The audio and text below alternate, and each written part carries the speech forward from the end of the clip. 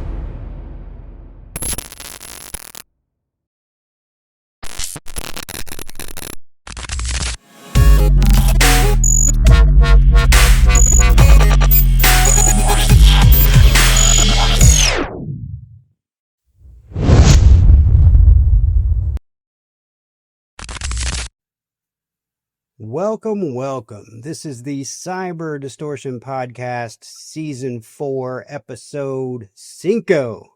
There's some relevance there, Jason. Cinco. I know what that relevance is, Kevon. So this is going to be a special episode. And the reason it's going to be so special is because when we drop this episode, Jason and I are going to be on vacation. Yep. And I can't wait for that. Toes in the sand, sun in my face, drink in the hand. Couple of hot babes on our arms. Yep. It's gonna be a good week, man. I cannot wait. But tonight it's all about our special guest, Mr. Ryan Williams, the editor of Hack Magazine. Ryan, welcome to the show, man. We're excited to get started here. Man, happy to be here. Thanks for inviting us. Yeah, absolutely, man. Happy to have you on.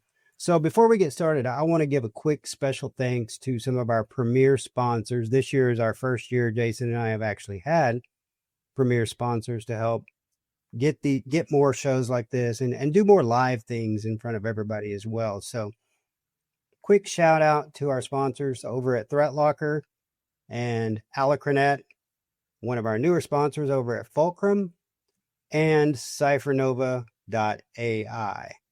So thank you all for helping us to get the word out to more people. We really appreciate it. Your support means so much to us. Absolutely.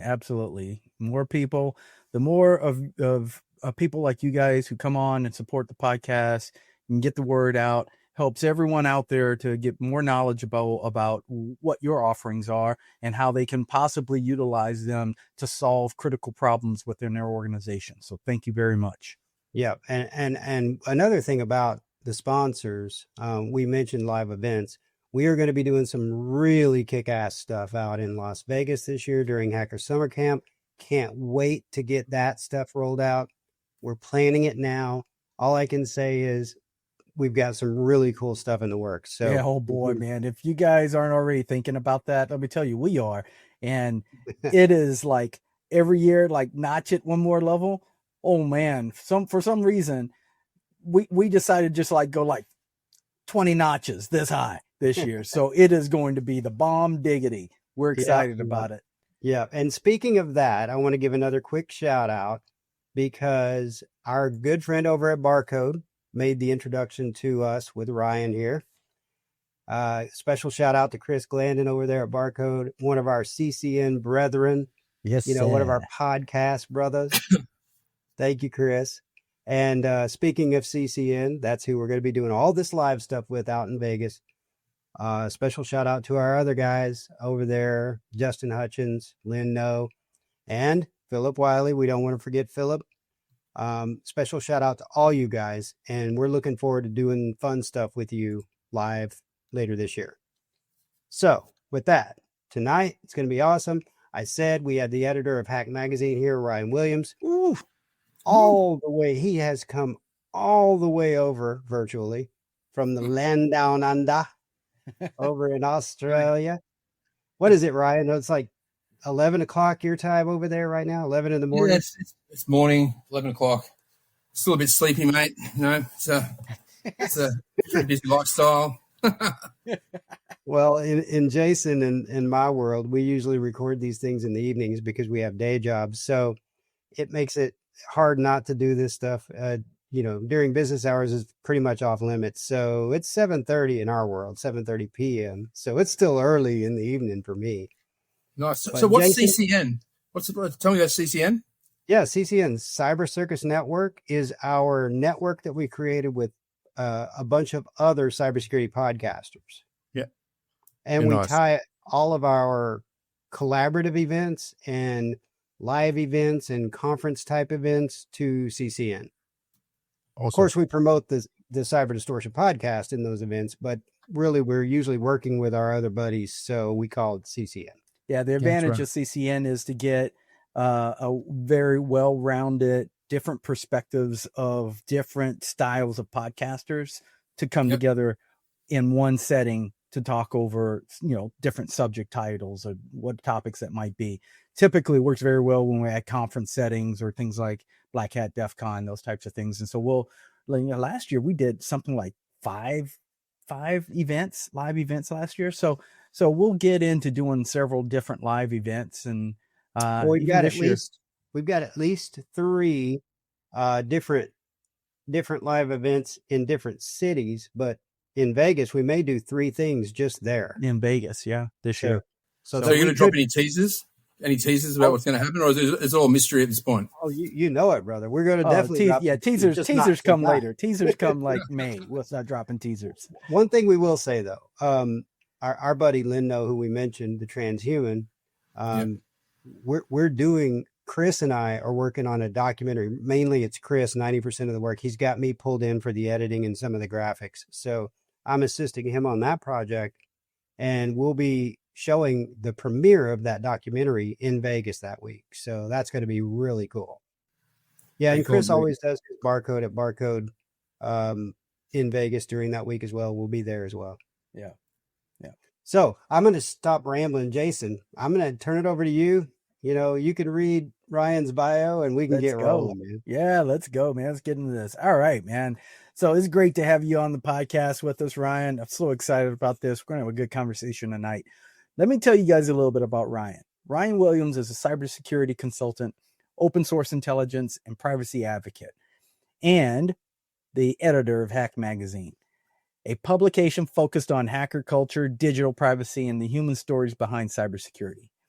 In addition to his editorial work, Ryan shares insights on platforms like LinkedIn, where he discusses topics such as covert entry, red teaming, and security trade crafting.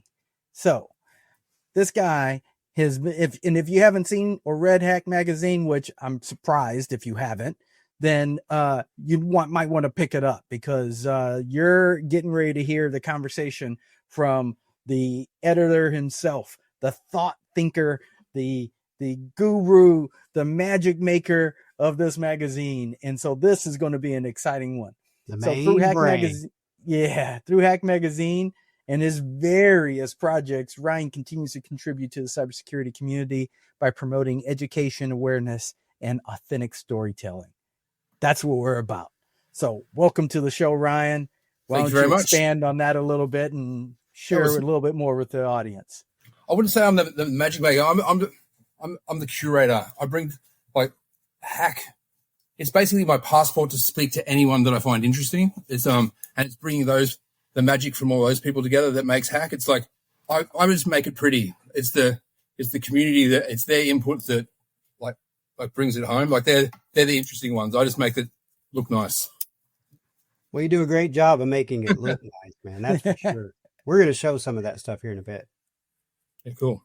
Awesome. Well, so that being the case, let's jump into the first segment and get into the meat of some of this stuff. So, Ryan, I think like many of our listeners will know, they want to know more about you, the man behind the covers of Hack Magazine.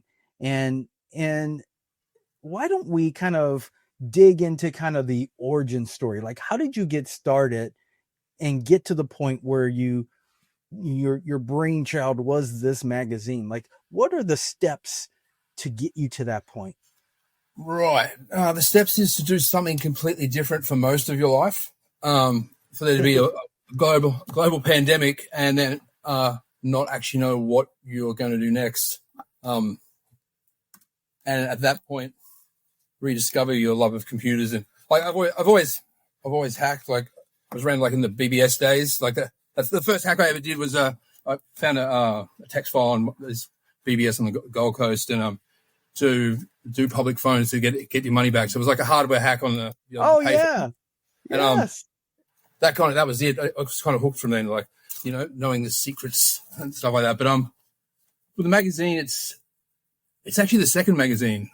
I might go into the story of the first one. I'm not sure. It's a long story full of size, but yeah. So what happened was pivoted from being basically in the music industry for my whole life till COVID. When COVID came, I went and did like a 6-month course thing that the Australian government was offering for quite cheap. I actually got headhunted before I even finished that course and did my first contract for a US company. And then from then on out, it's just been hell for leather. Like, got a job as a SOC analyst and then SOC lead. And during all this time, just to make what is essentially a fairly boring kind of role more interesting, I started doing the magazine. And it was my opportunity to explore the actual avenues of cybersecurity that, like, blow my skirt up, like finishing tickets all day isn't my idea of a good time. Like it's alert fatigue is real, man. It's real. But so the magazine made the mundane way more interesting and made some great friends through it and have learned heaps. It's like, but it's my excuse to learn more stuff. Like, I've got to interview this person. I've got to do this. I'll just do an article on it, and that gives me like the motivation to do it. But that's there is no genesis story for it. It's just I don't know if you've noticed on LinkedIn. I do things like I'll have a project and I'll just run with it. Like I don't know. I've got no choice. So interesting. You're talking about the bulletin board systems, the BBSs.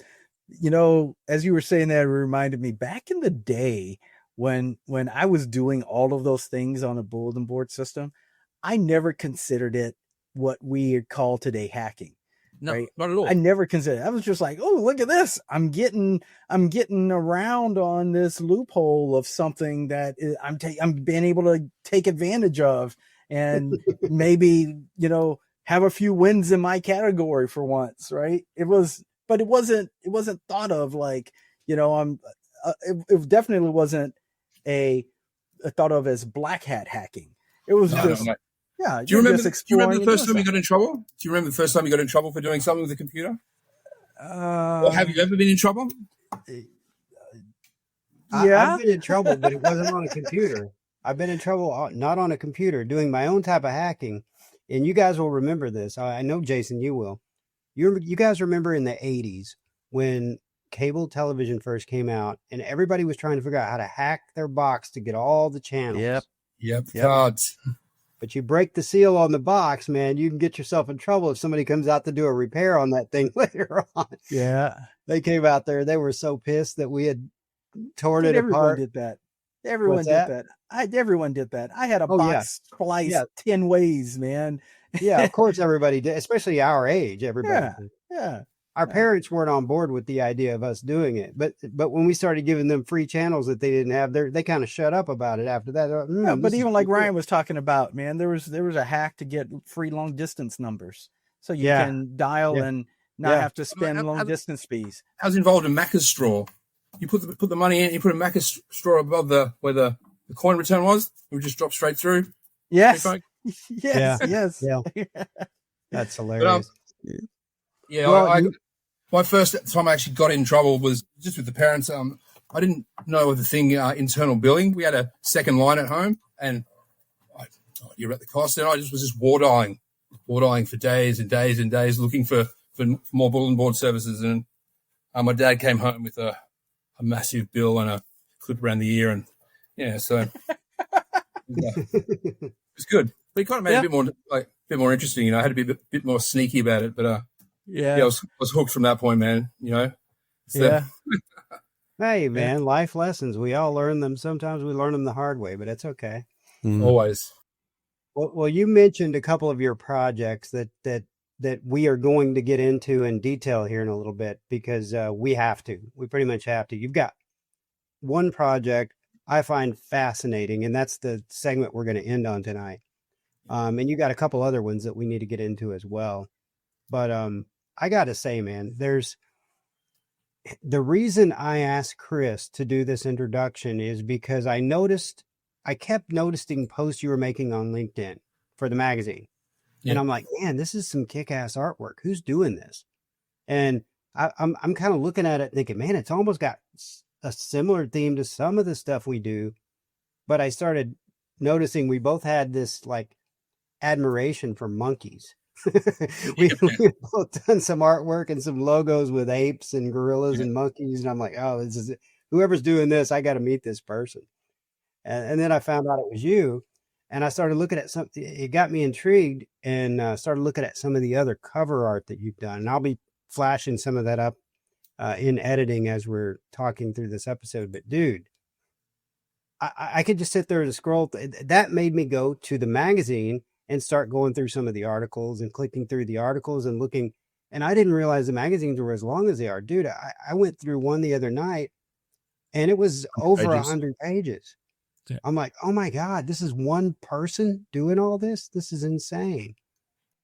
So I love it, man. I feel like I do my articles and stuff like that, but it's like there's no need for like cybersecurity to be dry or that it's designed to be ugly. Like I had these arguments with like corporate kind of crowd, like all the time, with pale blue with a dark blue line, and it's like there's no need for it to be like that. Like you're putting a thing onto a piece of paper or a screen, and it may not have any words on it, but it's communication. Like you're getting ideas across, and I can get way more ideas across with something like, I don't know, even just a gradient or something like that can I don't know, put punch behind whatever's written on the page. Like, and the reason that is solid design from cover to cover is I don't want to let any of my contributors down. I want that design to drag people into the page and then to consume the content that's in there, because everyone that's like published in Hack has something interesting to say. Like there's no, it's all killer, no filler. Right. Yeah. I was looking through some of those articles, and I'm like, man, this is actually legit helpful hacking tips. It was cool. I like that. I like that quote. It's all killer, no filler. Thing is, that's why we've never brought sponsors on board or got advertising. We've been offered heaps of times, but like when someone comes to write for us, there is no hold barred. If they want to say, they can say whatever's on their mind. Like it's a safe space to do that. Like there's no beef there. There's no crews doing that hacky thing. Like they can come and say what they feel or about any part of the industry, whether it's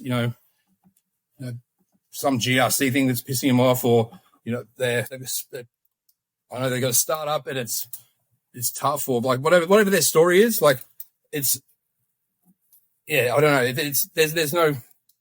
There's no censorship. Like we can't, like if someone's coming and saying, I don't know, CrowdStrike strikes crap, like we don't have to worry about like dialing that down because we got CrowdStrike with like free ads and Yeah. No. Yeah. That's totally understandable. Well, Like, do you go ahead. Go ahead. Like, you guys have got the sponsors. Like, if someone came on and started bagging one of their products, like, it's conflict of interest. Like, you don't want them to. So I like the fact that everyone can just come in and say what they want. Like, we've had like proper hacktivists, people who are doing bad shit for good reasons, but I don't know. It depends what your viewpoint is, but like they feel comfortable to come and like write stuff and like they trust us. And the same with business people. Like business people come and tell us about what's going on in their world. Like it's good, man. Yeah, and I get to speak to all of them, which is great. So yeah. For sure. The interesting thing you said too is like when we're talking about the artwork, that you want it to like start at the beginning and keep them all the way through. That it doesn't have to be boring. Yeah, cybersecurity doesn't have to be a stuffy conversation. It can be exciting and fun. It doesn't have to be boring, Jason. Yeah. What are you talking about? And that's a similar thing that we try to do with our podcast. And so in our podcast episodes, we could certainly just live stream it and live stream a conversation, and there'd be a lot of good content. But what we do is then edit that stream before we publish so that we can add additional content information to help tell the story even more. Distill it down to its purest essence. Yeah, exactly. Amen, brother. I find these kind of conversations interesting because like I can communicate better in pictures and phrases and stuff written like it's at the moment it's like it's all nerfed, but when I've got design, words, and a frame to put it in, I can get exactly what I'm thinking here across to the people who are reading it. Like, and that's a powerful thing, man. I love it. But the interesting thing though that's unique about that is that you're also equally left-brained, because some of the articles that you're writing, some of the creativity you're doing with the words, and some of the stuff that you're doing that's not image driven is badass too. And I think that's something that gets missed is a lot of people that are far right brain leaning aren't so much in the world of left brain thinking ever. And so they struggle with that, but it's obvious you don't. I get off on it both, man. Like, I guess the artistic stuff, that's my, actually, the technical stuff too. That can be artistic as well, man. Like it's, like it's for like, I build projects all the time, like, and it is a form of, even if you're just making, I don't know, something that passes, some JSON or something like that. Like the way you do it or the way the output is, like, I feel that's a creative process. It's all one and the same. Like that whole left brain, right brain kind of thing. I don't know if I know it's probably scientifically proven, but it doesn't work like that for me. I think it's probably the same with a lot of people. Like especially in cybersecurity, like there's a lot of people who are like bang on the money, like super talented, and they have that artistic streak as well. So they can do the analytical and do the feelings and swirly lines and stuff like that that artistic side usually gets kind of. I think like when I think about one of the things I love about the community, the cybersecurity community, is when you look at all the diversity of personalities in the cybersecurity community, it is immense. And you have this common section where we all overlap with this technical area that we love to live and breathe and play in. And we can come at it in a lot of different ways, but then we all branch off of that with our own flavors and styles and emotions and traits and things like that. And that's what makes it so much fun. I could talk to one person and get an insight that I just hadn't thought of before, but find it intriguing, and talk to someone else on the same topic and get a totally different insight and be like, whoa, wait a minute, I like that too. So it is just so much fun to think about. And some of that is the nature of technology. There are so many different ways to go at solving the problem. Yeah. So the community, it blew my mind actually. The whole cyber community thing, like music's just full of like, sycophants and narcissists. Like it's fun, but man, it's just like I came into cyber and it was actually like coming into a community. It was like just blew my mind. Like people that I just met, I've never actually even met in real life. Like our house burnt down about 3 or 4 years ago, and like guys that I even know on the phone. I mean, you're right, everything all good. Like absolutely mind blowing, mate. It was I've noticed the same thing. It's crazy, and I've never been, and I've been associated to a few industries. I've never been in an industry so willing to help other people. It just seems to be the inherent fiber of cybersecurity experts. I don't know why that is, but it is. It just is. It's wild. Yeah. I think ultimately that's why we do security, because we want to like, I'm sure there's people who get into it for the cash, but like most of us just want to make the world safer, or just make our little bit safer, or make a difference. Make a difference and help other people. Yeah, absolutely. That's why we got started on this podcast. We said in the beginning, dude, if we're not helping we don't feel like we're bringing any value to anybody, we'll stop doing it. It's not gonna kill us to stop doing it. We're not making money on this, really. We're doing this because we love it. Yeah, I feel that, man. Well, look, guys, we covered quite a bit in this first 2 segments. Let's take a quick break and let's come back and let's go a little bit deeper. Yeah, let's do it. All right. Alacronetis, a value-added reseller that provides cybersecurity-specific security solutions, services, and staffing. We are an agnostic security partner, which allows us to present multiple options for each security need. Our catalog of services encompasses a range of security solutions, penetration tests, and staffing options. With our approach, we can bring the best options and price points forward to increase your security posture and prevent vulnerabilities. Alacronetis constantly adding new partners to meet the challenges of an ever-changing security landscape. As security experts, we know how to find security talent. Our entire organization is focused on cybersecurity, from leadership to sales team to technical staff and hiring staff. For more information on our vast list of solutions or services, please give us a call or visit our website at www.alacronet.com. We look forward to growing with your business.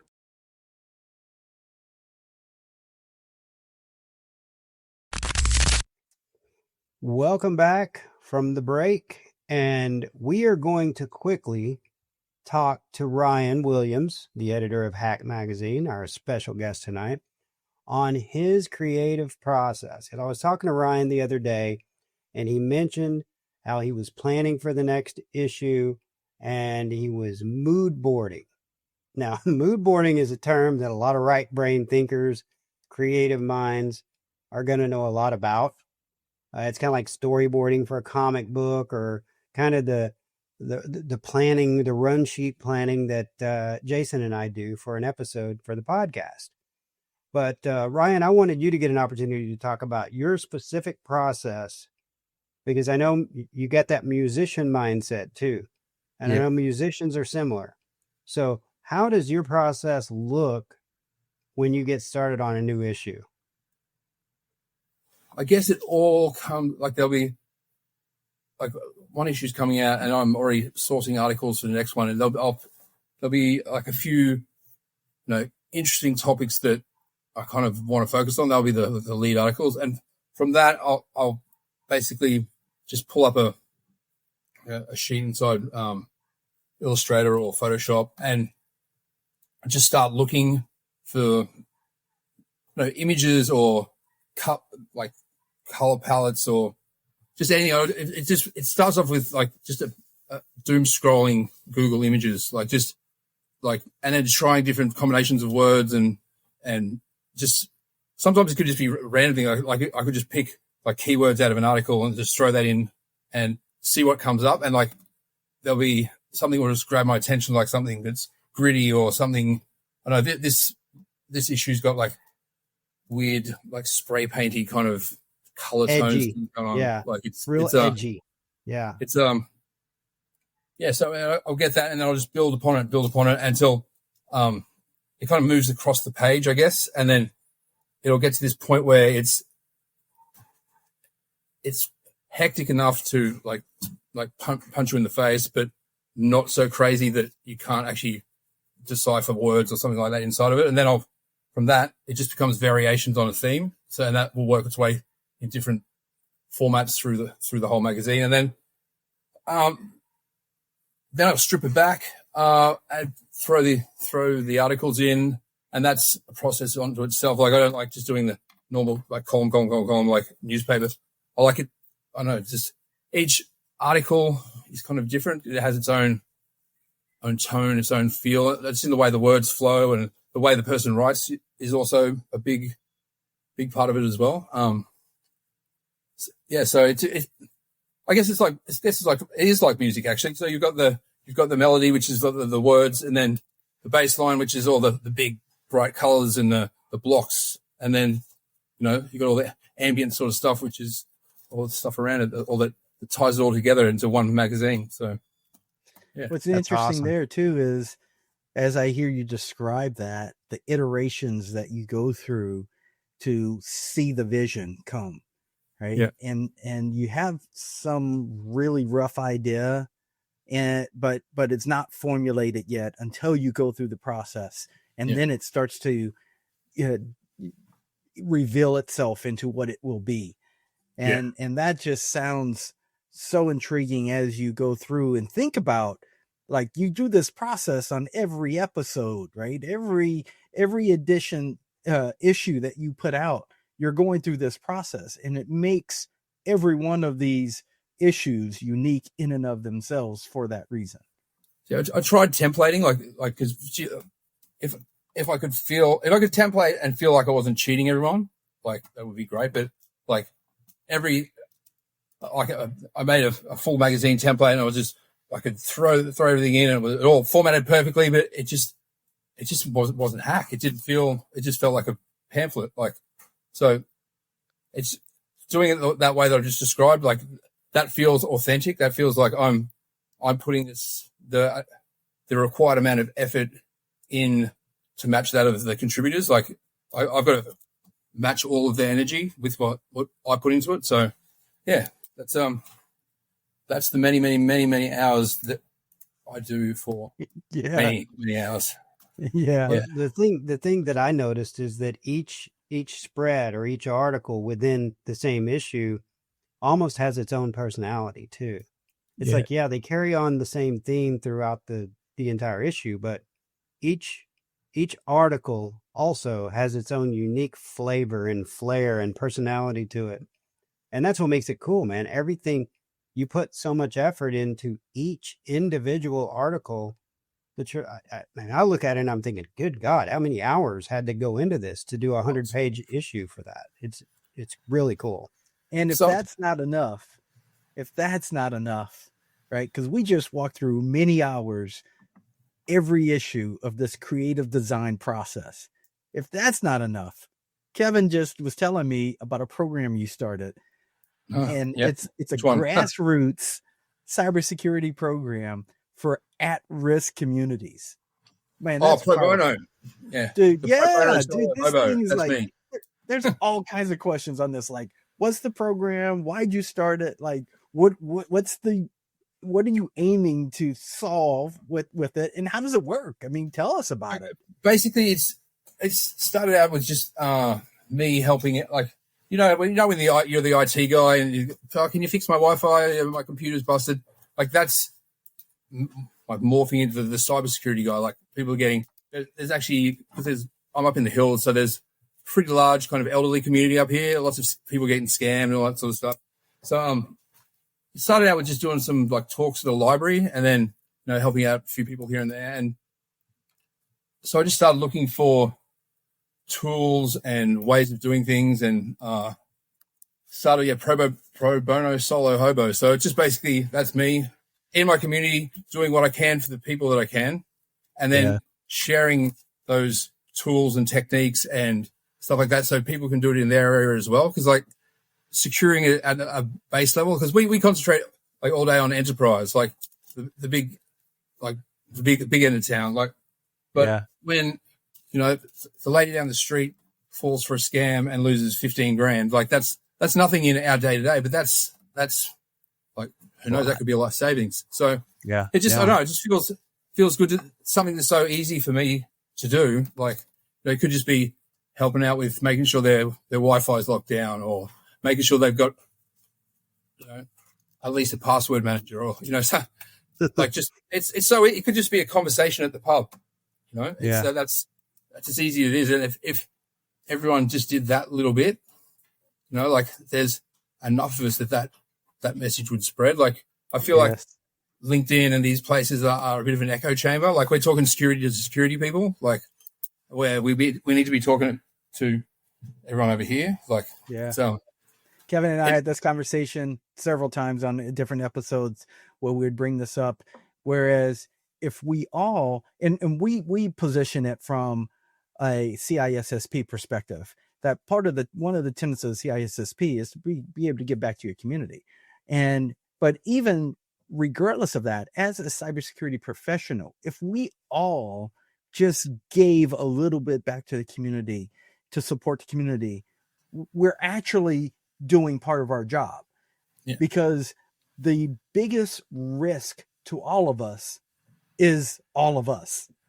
We are the ones, regardless, who are going to create or make these mistakes happen that cybersecurity professionals are going to have to come in and try to fix and clean up.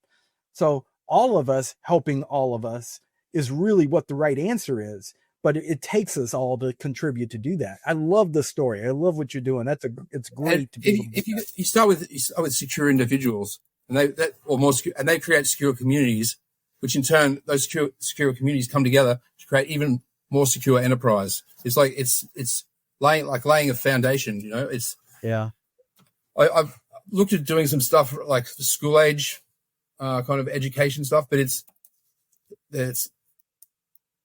an interesting space to get into. I think I'll just stick with the elderly and the community centers for now.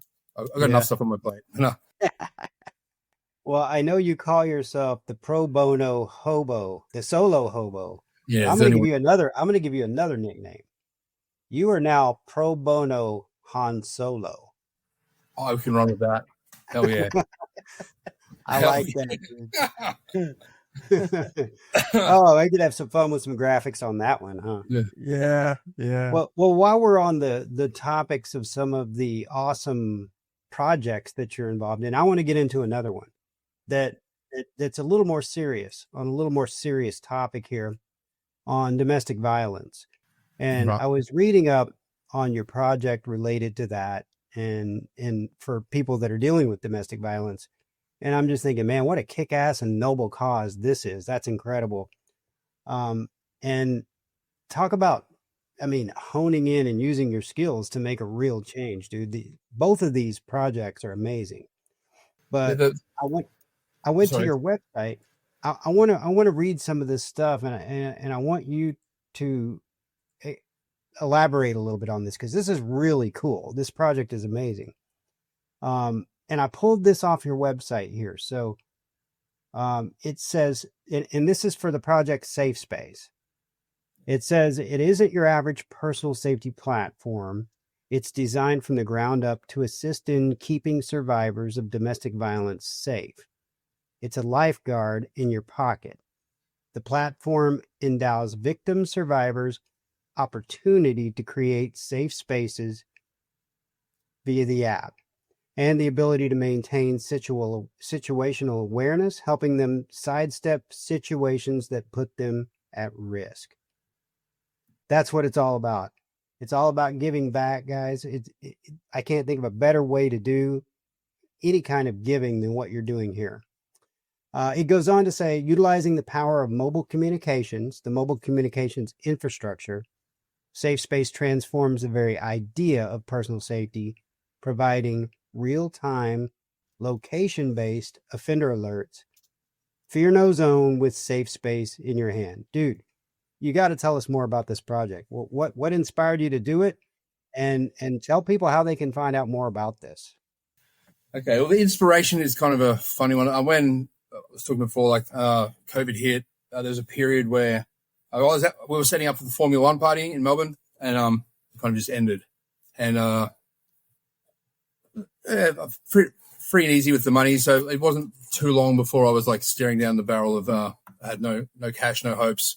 It came to a point where I had to choose to buy food or pay rent, and I paid rent and had to go to a soup kitchen-y place to grab some meals. Anyway, I was there, and they were wonderful, man. They were so there was no judgment. They were so cool, and it was something that I obviously desperately needed at the time. Like it was, they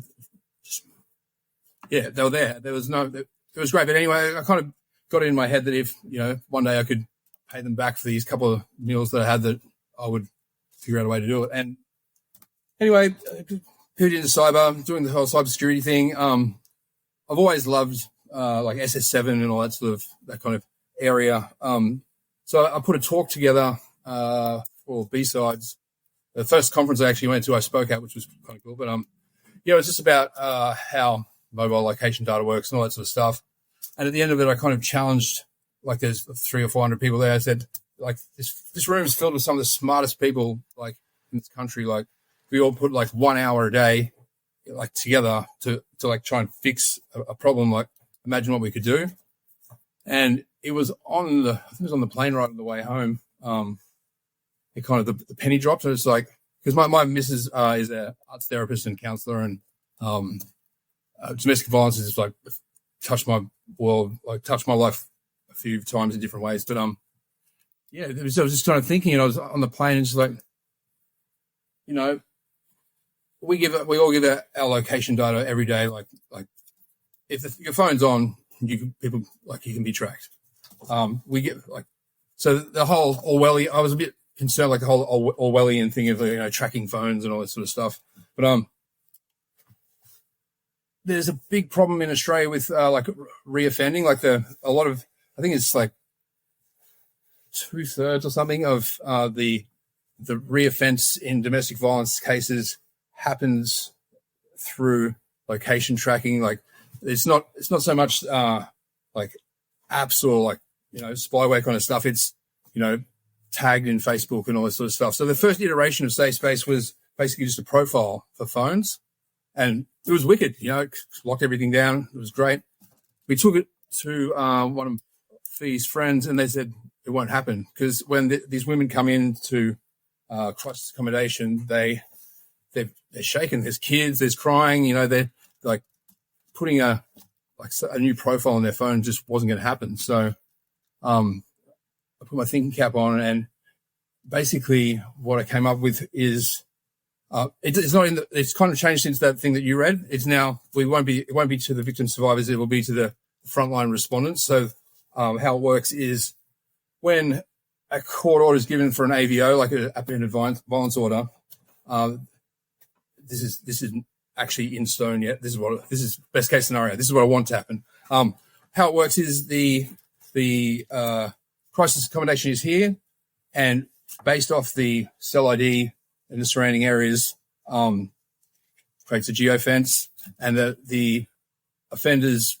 phone number is entered into the system, and basically if they come within whatever radius of the crisis center, alerting starts. And what it prevents is the offender and the victim coming back together. Like there's this, I can't say that I understand it fully, but the woman going back or getting tricked to come out someplace and being like really badly hurt or killed. This lets the professionals know if the offender is within the area, and they can put like plans into action and stuff like that. And it just leverages, basically for people's safety, it's just a Boolean. It says, is the offender in the same area as the victim? Yes or no? And that's the only response that comes back. So there's no chance of it being used nefariously for what SS7 normally is. It gives the people who need it situational awareness, because that's what it is. Situational awareness for everyone. That's what SAFE is about. But it gives I them didn't even think time about the acronym. Okay. Yeah, it gives them time. It doesn't give away location information for a specific individual. It just says, hey, these two individuals are in the same vicinity. Yeah. Some action should be taken. Yeah. Yeah. And Well, Interesting. the actual iteration of the platform now, it has like changes the amount of times the queries are done. So if the offender's in the area longer, more queries are done. And then if it reaches a certain threshold, that's when actual GPS location stuff comes in for attribution in case it has to be used later in court. So, Sure. Yeah. What you could do, Ryan, is in a phase 2 rollout of this thing. What would be cool is if you tie it to a bunch of gym membership muscle heads who like to go beat people's ass, and basically they get the alert. They can show up in the same region and beat that dude's ass, right? And then that will spawn another criminal case that then you can start to track for violent offenders. No. Sorry, maybe I didn't completely think that one all the way through, but I'm spitballing here, guys. That wasn't a good one, Kevin. Sorry. All right. Well, look, let's jump into this next part because this part. Hang on, before we do that, let's take another quick break and then come back because this is going to be. I can't wait to talk about this next piece. Okay, let's do that. Let's take a quick break and then we'll come back. All right. And we're going to spend some time here, boys. Are you ready to revolutionize your business? Introducing CypherNova.ai, your partner in the transformative power of artificial intelligence. We specialize in cutting-edge AI solutions that streamline operations, optimize productivity, drive sustainable growth. From predictive analytics to intelligent automation, our tailor-made strategies unleash the full potential of your data so you stay ahead of the curve. Take the first step toward a smarter, more efficient future. Visit us today and transform your business with the power of AI. CypherNova.ai, where innovation meets possibility. Jason, what are you doing over there? Oh, dude, I was just jamming out with my podcast buddy. Which is what's his name? I don't remember. You named him. Scully? Scully. Yeah, that's his name. Yeah. Jamming over there. Yeah, man. But it made me think of something. What? It made me think of Ryan was talking about being in music, and we never asked him about like what his forte was. My forte in music. Yeah. What'd you do in music, by the way? Well, so this could probably take up this whole section anyway, but I started. My parents got me into piano when I was 4. And when I was 7, started playing the cello, and it turned out that I was pretty good at that. And by the time I was 9, I was like the lead cellist of the Sunshine Coast Youth Orchestra, and then by 11 was like the Queensland, which is like a state kind of youth orchestra. Did that into high school, and then cello's like don't get the girls with the cello, so I moved to guitar, and then the deal was I had to keep playing cello, but I could also do guitar, so I started guitar, and then the deal with who? Your parents? Yeah, with my parents. Like it was like, okay. We'll get you a guitar, but you need to keep doing cello. But okay, the focus kind of shifted a lot. But started my first band when I was 12 with a mate, Liquor, who played drums, and we did Doors covers. And then we got a dude with long hair who thought he was Jim Morrison, but he was 13, 14. And we were doing like weird like blues shows and stuff like that. When I finished high school, I went to live in Switzerland for 6 months or so. I discovered turntables, and things kind of changed while I was over there. I came back, bought some decks, and next thing I know, we formed a new band after high school. Kind of like the whole new metal kind of scene, Incubus, that kind of stuff. We had our own unique spin on that. And the band did pretty well, touring, doing that sort of stuff. But the DJing, the electronic music, scratching, all that sort of stuff was kind of what was doing it for me. And I was getting more shows doing that than I was with the band. And so split ways with the band. And then for the next 25 years, I did, I was DJing, played festivals, lived on Koh Phangan for like, I don't think it was 7 months, 8 months. I worked 10 hours a week, 10 hours a month, sorry. And that paid for like paid for everything. So, and then just got more into, I kept playing, like, there was like throwing parties, throwing events, touring artists, and yeah, it was fun. It was, wow. See, that's the shiny rose-colored glasses. There's heaps of times that I was eating mee goreng noodles, and like shit just went out the window, like bad. Like we do an outdoor thing, put $100,000 in, and it pisses down rain, and it's like a mud bog, and you lose. Yeah. That's interesting too, because that's what people don't realize. Like, there's all of these really high like watermark events, but there's a ton of low watermark events to get to those high ones, right? Yeah. So what's crazy about that is you was doing like child prodigy stuff, right? Prodigy stuff that led you along the way. That's so cool. That's a cool story. It was like my first exposure kind of to computers was my old man worked in telecommunications, and he had this Commodore 64 and this little thing that was like part of a wardrobe. It was the computer room. But he used to get me like these magazines that had all the coding and stuff like that in it. Yep. And I found this one, and I used to do this thing, and I spent like days, man, just tapping this stuff out so long, and hit run at the end, and it's rendering out this graphic just like one pixel line at a time. How many times have you thought back to that magazine when you're creating your magazine now, though? Never once. Never once. I was so angry, man. It was a Mandelbrot set. It was a fractal. And like I just wanted to play Jumpman. I didn't like exactly.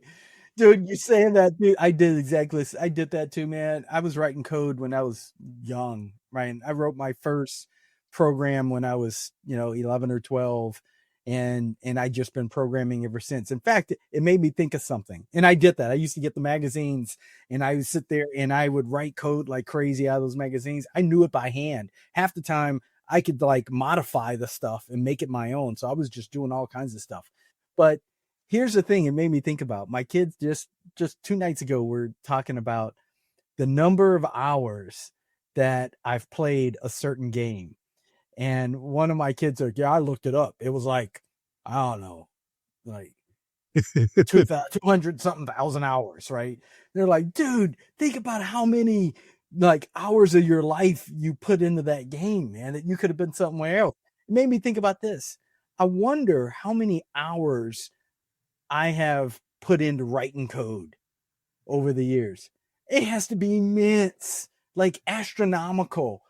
In number, like a lifetime of hours writing code, writing code, doing that, At least it was something that was constructive. Like, I have like this is ethical standard, like Guitar Hero.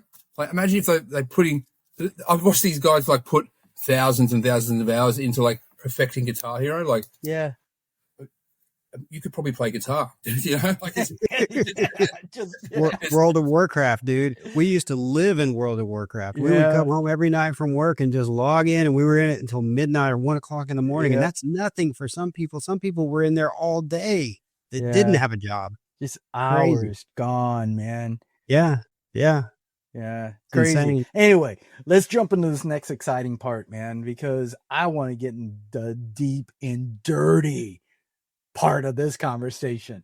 So, Ryan, I heard that you have this interesting, aspiring project that you're trying to do, and you're calling it the Dirty Laundry Tour. Yeah, I'm just doing my bit to clean up America. Right. Clean up America, baby. But it's a unique podcast series inspired by Hunter S. Thompson. So let me tell you guys a little bit about it, because I know you don't know. So let me inform you.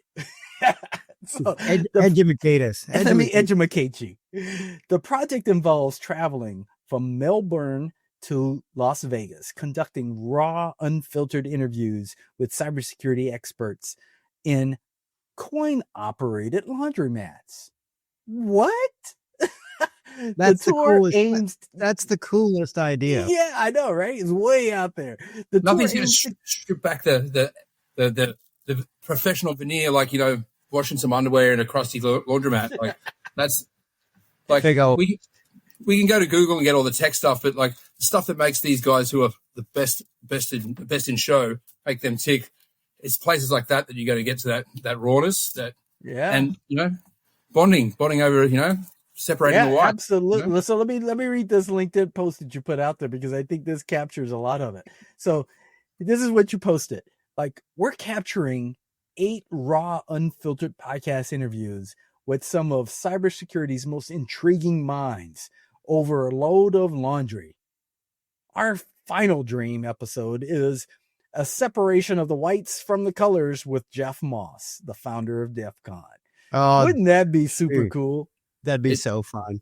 It just seems like the journey across, and then just because DEF CON, that's the goal. That's where I want to be. Where I want to be at, and just I don't know if it needs to be pre-week or after week. Like it's that would be 2 very different episodes. But fingers crossed, mate, that Jeff will come and wash his undies with us. So That'd be so freaking awesome, dude. I can tell you right now, when I find out where that interview is, when you're going to interview Jeff Moss, I'm going to be walking behind the camera with a big giant pair of tighty whities, just my own cheese gritting my way across the screen. Don't wear them don't bring them skid mark ones though, Kevin. Leave those at home.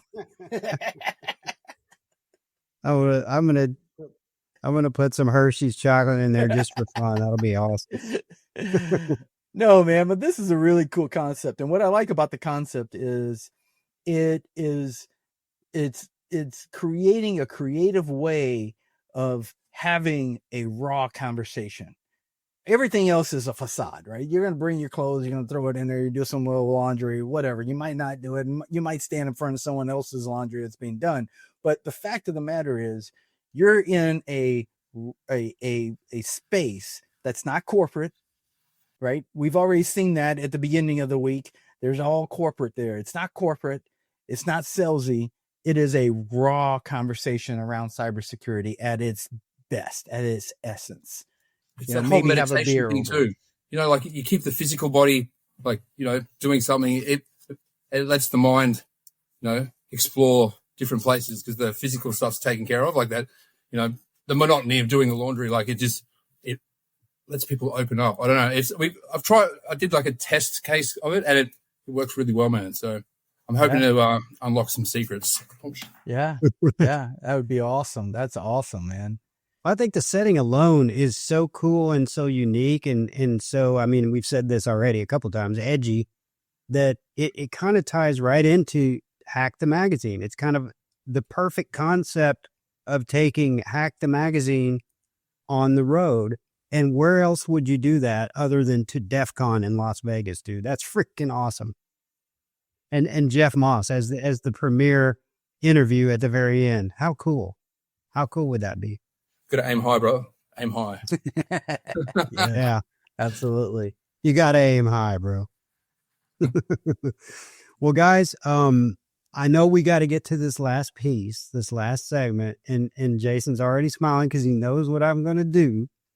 But before we call it a night, or I guess for you, Ryan, a morning, we got to take one more break. Got it. What time is it now? Almost noon?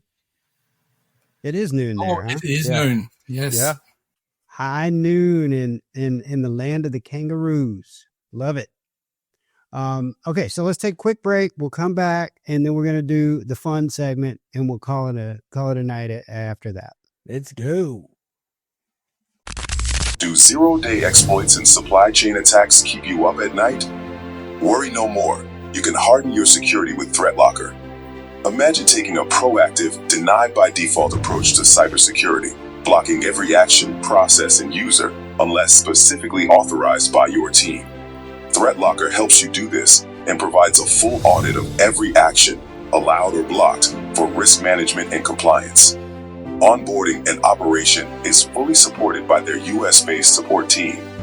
Stop the exploitation of trusted applications within your organization to keep you running efficiently and secure, protected from ransomware. Worldwide, companies like JetBlue trust ThreatLocker to secure their data and keep their business operations flying high. To learn more about how ThreatLocker can mitigate unknown threats and ensure compliance for your organization, visit threatlocker.com. All right, guys, welcome back from the what is that? Our second break, third break? I don't Yeah, even second know. break, man. I've lost count. No, it was the third break. No, I don't know. Who cares? We're back. and Ryan, I've been thinking about something. I wanted to bring it up on this episode and get your thoughts on it. So we talked a little bit off camera on this, and I feel like Ryan might be into the idea. So I'm going to pitch this out here so everybody else can hear it. But what would you say, man, if we could get some of the Hack Magazine editions printed, or at least one, for a really cool blowout event in Vegas, man, and you could do a magazine signing event at one of the live events we're going to do? How cool would that be? That sounds killer, man. I can't think of anywhere better to release the first issue than there that week. Like Kismet. Yes. It's like the stars aligning. That That'd could be be awesome, awesome, dude. That'd be So so you sweet. remember at DEF CON this past year, they had it at the convention center. And in the convention center hall, it's massive now. That convention center hall. Oh, dude, it's huge. It yeah. would be super awesome, man, to be able to even have like a big blow up of the front page of what that magazine edition would be, that episode, that issue would be, standing, sitting there as people walk in. That would be amazing. That would be good. Yeah. Yeah, that's another Like thing I was thinking is, in addition to the magazine, we'd have to do some big, large scale posters and things to promote it. We'd have to do some of that action. Absolutely, man. And you could put that stuff everywhere over Vegas, man. You can set that up on the strip. You can just, like, people walking by, they'd see that stuff. They would think, man, that they would all know. They already know that the hackers are all there. They would really know the hackers are there because they're seeing this stuff everywhere, right? That would be super awesome. I think we need to try to get that done. Well, we're not going to try to get it done. We're gonna work on getting it done. That's what we're going to do. Yeah, I like it. I already got some ideas on how we can do that. So look for that. But now let's segue into the fun contest portion of this episode. And we do this from time to time. Most episodes will do something silly or lighthearted at the very end, just to end on that, because some of our topics are pretty heavy. Tonight, not so much. We had more fun tonight than got heavy, but we've gotten heavy, and it's fun to end on a light note. So we're going to do it anyway. Ryan, this is AKA Kevin make Jason look stupid, but Jason outsmarts Kevin and makes Kevin know how smart Jason really is. Now, is that what? That's way too long of a time. You're going to have to work. That's what this is. That is working title, mate. Working title. That's an awful title. But okay, so here's how this is going to work, guys. Ryan, this is going to be cybersecurity trivia 101. Most of this stuff is 101, I'd say. But various categories. And we did this last time, or time before last, with Rico Danielson, and we had a lot of fun with it. So I thought I'd bring that back. And it's pretty simple. We have 4 categories tonight. Before we had 6. And I'm going to let you guys pick your own categories. But the way it's going to work is, you're going to go first, Ryan. You're going to pick a category. I'm going to give you a question out of that category. You've got to try to get the answer right. If you do, it's a point for you. If not, Jason has an opportunity to steal. If he gets it right, won that last round? We're not going to talk about who won that last That's one. what That I didn't thought. matter. You cheated. We determined you cheated. No. Watch out, Ryan. He will cheat. Okay, so here are your categories, guys. Category 1 is famous hackers. Yeah. Category 2, most famous cyber breaches or attacks. Yeah, that's a hard one. Category 3 is hacker summer camp trivia. Okay. So anything that can happen in Vegas the week of hacker summer camp. And then the last one, general cyber trivia. Okay. Okay? Yes. So Ryan, with those 4 categories in mind, I'll let Yeah, you the pick breaches, mate. Give me the breaches. breaches. Okay. See? I like that. I like Hey, that. that's a ballsy move right out of the gate. I like it. No, man. Ryan's the man. Ryan got this in the box. Okay. This particular breach involved 40 million credit card numbers, 70 million personal records. It was a third-party hack that involved a vendor for an HVAC system, and it cost the company over $200 million. Third party for HVAC. I knew that, and when you said that part, but now I can't remember what it is. Are you kidding me? I thought everybody knew this one. Third party for whatever.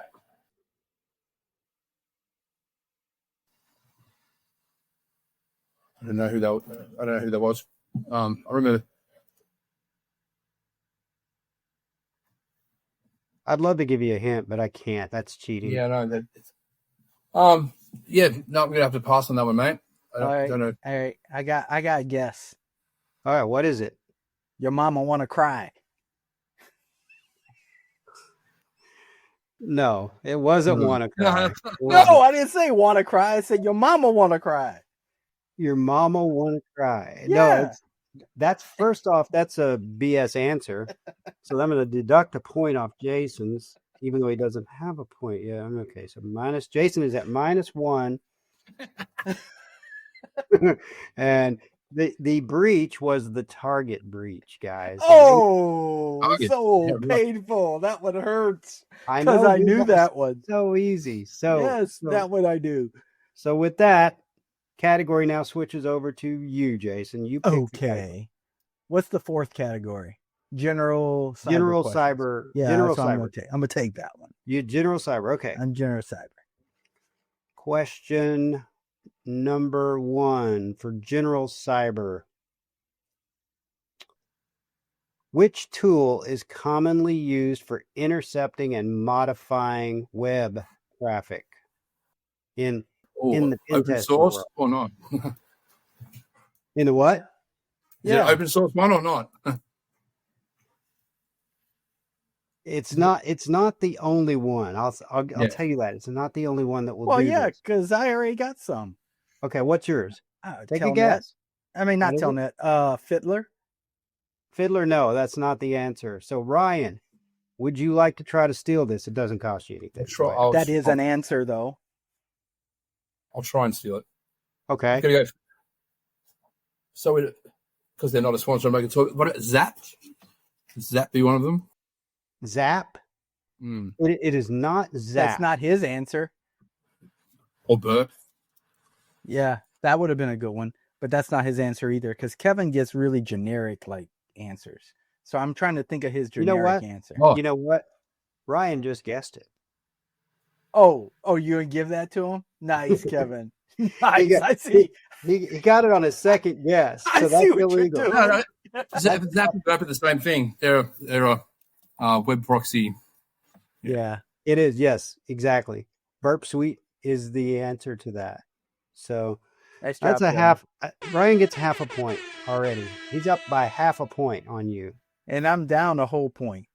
Yes, I'm giving you that back. Okay, I'm at feeling now? giving tonight, so I'm at 0. Is Kevin always the quiz master, or does he get always? Yeah. I might make some rules up as I go, maybe. Yeah, and the only way I win is if it's just so absurdly right that he can't dispute it. All right. So, Ryan, you still have the floor, sir. What category would you like for question 2? I'm going to go famous hackers. All right. Let's go up to famous hackers here. That's all the way up at the top. All right, Kevin, here we go. Speaking of that, we got to switch this up, man. I need to be the quiz master. You're not good enough to do this. I don't Okay. Famous hackers, known for a short-lived but impactful hacking group, famous for breaches of Sony, the CIA, Fox. Absolutely, LulzSec, you got it. You already gave it away. PBS and others. Why? For the lulz. For the lulz. Ryan is at 1.5 points. Ryan, you still have. Hey, what's floor. this? What's the win? 5? 6. Damn, dude, you always ratchet it up one more. No, why? It needs to be an odd number, not an even number. If it's an even number, then you got to go to a playoff. If it's an odd number, then there's no playoff. What's wrong with you? I don't think you have to worry, Jason. You're a little bit behind here. All right, go ahead, Ryan. Oh, am I picking it? I think there's only one category left. Yeah. Yeah. Category 3, right? Well, okay, so the categories again: famous hackers, Yep. famous cyber breaches or attacks. We did that. Yep. Category 3, we haven't done hacker summer camp trivia. Oh, that's what we got to do. Or cybersecurity 101. Haven't we already done that one? They just repeat, yeah? You can pick Okay, any one You you can want. pick any one of them. He's got more Let's go questions. hack summer camp. Oh, Okay, we in. summer camp. Let's go summer camp, baby. All right. Oh, that's too easy. I don't even know if I should ask that one. Save it for me. Which conference is known as the grassroots community-driven counterpart to At and DEF CON? B-sides is correct. That is correct. So you are now at 2.5. That's 2.5, Kevin. 2.5. 2.5. All right. Where are we going? We're going let's go breaches. Boom. Back to breaches? Yeah, why not? Okay. Ryan's going to run away with this, man. Would be nice. From 2017. This was a wiper malware disguised as a ransomware. The victims of this attack were Merck, FedEx, and Ukraine's infrastructure. Oh, non-pitch. No, is it the one? Did you just say non-petcha? Yes, that's what he said. Did he say non-petcha? Yeah. No, he said non-hitch. Jason, I was saying non-petcha. You were getting I was whispering it, man. You didn't hear me whisper. Oh, you gave him the answer. Okay, I like that. I like how you can lose and still win. That's awesome. It's look good. He's a good host, mate. He's a good host. All right, Ryan, you're killing it here, man. It's 3.5 to no longer -1. I almost feel bad enough to give him a half a point at this point. But go ahead, Ryan. Your floor. Boom. Let's go famous hackers again. That was fun. Famous hackers. Okay, here we go. Known for ATM and medical device hacking demos, famous for making ATMs spit out cash live on a stage. Was it Mitnick? I'm not sure. Not Mitnick. Not Mitnick. Got no idea, actually. I've heard about it, but I that's don't a good guess, though. know who it is. Yeah, I don't know who did this either. You don't know who this is? Nah. All right, so I'll give you guys the answer on that one is Barnaby Jack. Yeah. Yep. All right, so it goes back to Ryan again. Really? Yeah. Right. There's a Cyber theme 101. here, he wants you to win. Which one? Cyber Cyber 101. 101? Okay. These are usually so easy they're laughable, but let's Let's pick something exciting then to take out the title with. Let's go breaches again. go back to breaches. Okay. It's fun. Okay, here's a good one. This is a 2017 data breach affected 147 million Americans. Ooh. The cause was the Apache Struts vulnerability. The impact was leaked social security numbers, addresses, and birth dates. It ended up resulting in a $700 million settlement. I remember this one too, man. Yeah, you know this one, dude. You do. No, I don't, but I do. You do. You do. When you hear it, you're going to be mad. I know, but I don't, but I do. What were the numbers again? It was 2017, Apache, Struts. No, I haven't got it. No? No. All right, Jason, give it a shot. Just for my defense, that was pre my cyber career, so it's In your Free your defense, cyber huh? career. yeah.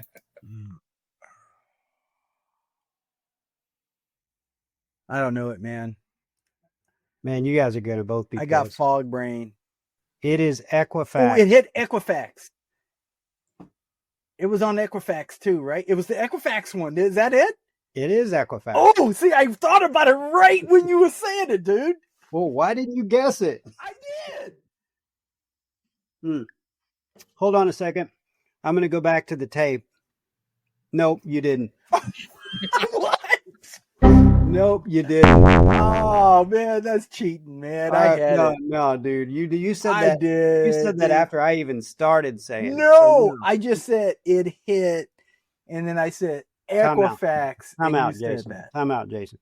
So are you saying to the many, many listeners out there right now that are going to hear this later in real time that they're wrong and you're right? They're gonna say, They're gonna "Yeah, hear you the need to truth. give that to Jason. He knew it." That's what they're gonna say. Okay, we'll see. Put something in the comments that says Jason got screwed or Kevin was right. Yeah, That'll help us we make know the what call. it is, Kevin.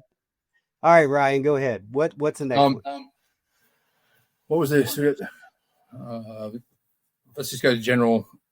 There's 101 famous hackers. What was the Famous breaches, famous hackers, Hacker Summer Camp, and Hacker Cyber Summer Wonder. Camp. Let's do that. Hacker Summer Camp. Okay, here we go.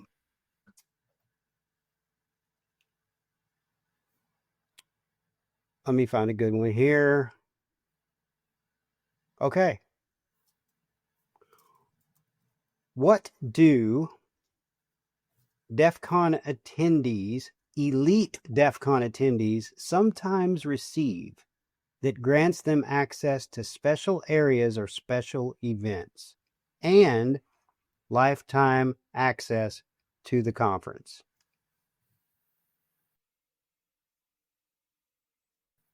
I do not know. Don't know that one? I know Jason knows this one, don't you? Do you?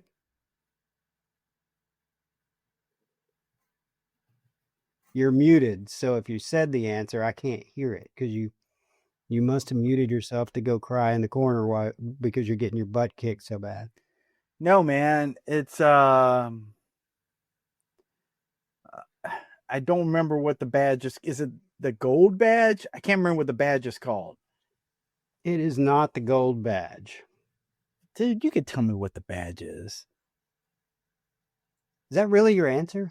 You know what it is. It's the... I don't know, man. Ryan, what is it? You got to know now. Is it a black badge or? That's it. Black badge. That's it. Dang, Covet. Dang, you handed that one up to him on a silver platter. Is that what it is? I have no idea. That's it, man. So the cool thing about the black badge is that they change the design every year and it moves to different villages. So people in different contests can win it year to year. You don't know if you're competing for a black badge until the very end. If you won your village's contest, for example, you win Social Engineering Village and you're the champion, you may or may not get a black badge. You don't know till the last day. That's Pretty right. Cool. You knew I knew it, Kevin. That's cool. Who gives you the black? Who gives you that black badge? You knew I knew it, Kevin. Who gives you that? Big dog DEF CON himself. That's right. Ryan hopes to be talking to him in a laundromat one day. That's right. That's right. Okay. We know someone that has a black badge. Yeah, we sure do. And we've had her on the podcast talking about it. You knew I knew the answer. Shout out, Aleth. Shout out. Shout out. Okay. Ryan. Yo. Your floor. What's where are the we score, get, by the way? Where are we? Yeah. 4.5 to nothing. Gosh, dude, this like goes forever, Kevin. Yeah, let's go general. Let's actually, here you go, general knowledge. General Cyber 101. General Cyber, here we go.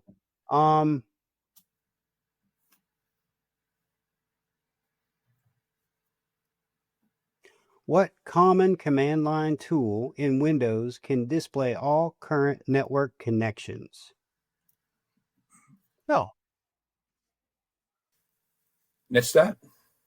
NetStat is correct. Good job, man. That was Windows Linux.